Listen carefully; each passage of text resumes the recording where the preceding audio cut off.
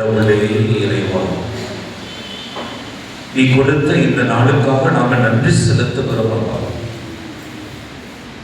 நீ எங்களோடு இருக்கிறேன், எங்களை பாதுகாக்கிறேன், எங்களுக்கு வேண்டிய அனைத்தையும் கொடுக்கிறேன்.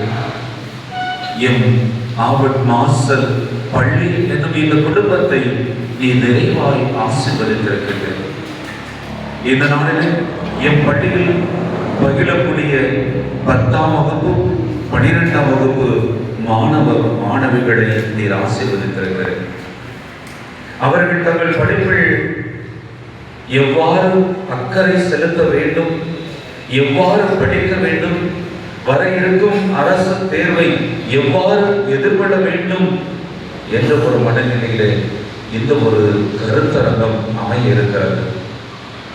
இந்த கருத்தரங்கம் இந்த மோட்டிவேஷனல் டாக் கொடுப்பதற்காக எங்களிடையே எப்பள்ளியில் பணிபுரிந்து ஓய்வு பெற்ற ஆசிரியர் திருமதி ஞான பிரகாசம் அவர்கள் வந்திருக்கிறார்கள்.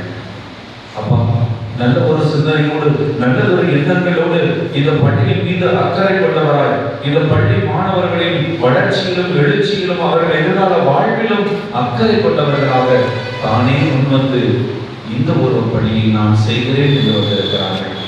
என் பள்ளியில் பணிபுரிந்த ஆசிரியர் என்ற அந்த உரிமையோடு இந்த பள்ளியினுடைய ஒருவராக, ஒரு உறுப்பினராக இந்த நேரத்தில் எங்களிடையே வந்திருக்கிறார்.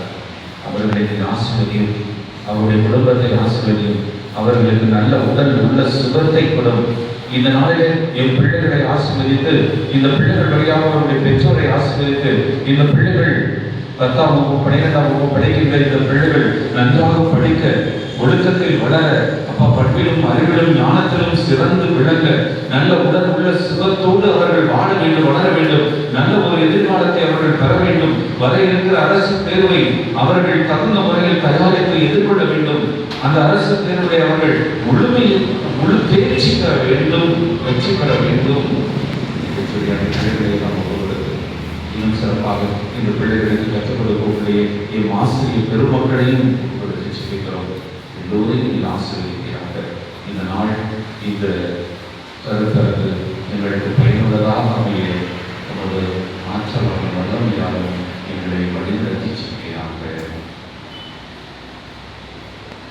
எங்கள் ஆண்டவராகிய இயேசு கிறிஸ்து வழியாக உம்மை மன்றாடுகிறோம். ஆமென்.